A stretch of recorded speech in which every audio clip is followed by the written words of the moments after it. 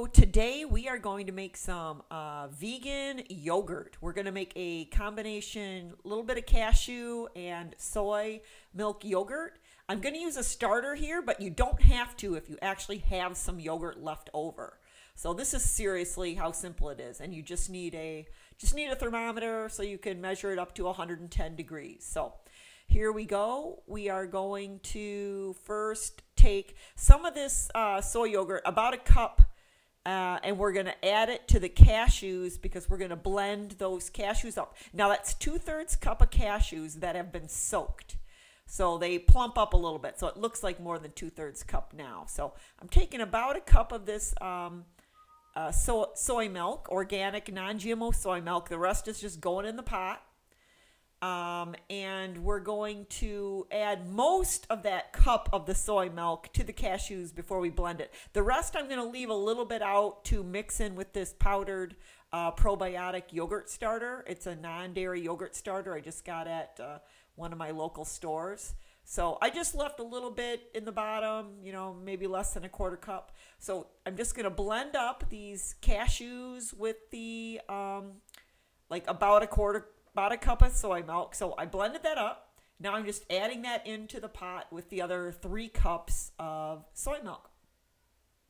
Super easy. Now we're just going to heat the pot. Anybody can do this. Anyway, I'm just showing you here that they're going to use this yogurt starter. It comes in a little packet. I'm going to mix it into that a little bit of leftover milk there with a fork until it's fully dissolved. No big deal. So, basically we've used a blender and we've poured stuff in a bowl. And now we're going to use a fork. It's really hard stuff here, people. So we're just going to use a fork.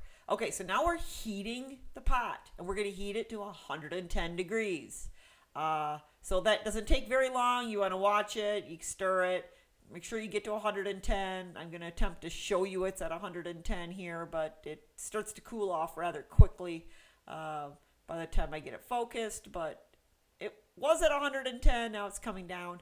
Okay, so now that it's got to 110, now you add back in that little bit of milk that you forked up with this starter, and that's it. Now, if you already had yogurt left over from last week, all you got to do is add back in like a quarter cup of yogurt, and that's simple. So instead of the starter, the powdered starter, you just add yogurt that you made from last week. So every week I make yogurt. It doesn't take long. That's all as long as it took to heat a pan to 110 degrees. That's it. Now there's some time that it takes, but you don't got to do anything. You don't got to watch yogurt thicken. I mean, that's ridiculous. So I'm just going to pour this into a couple of clean,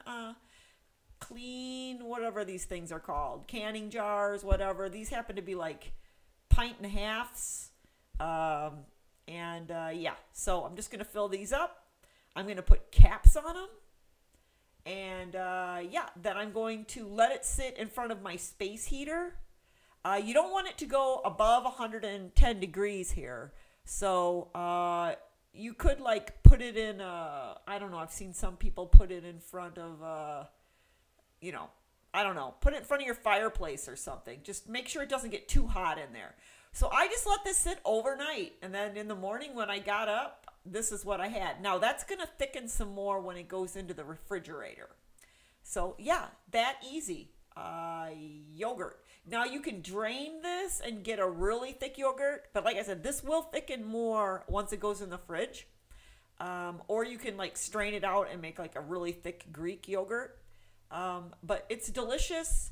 You could sweeten it at this point. You can do whatever you want with it. But man, it's so simple. And there's no preservatives or anything in it. So I suggest everybody should be making their own yogurt as a base for dips, as a base for all kinds of stuff. Salad dressings. It's delicious. I hope you make it. I hope you do. Okay.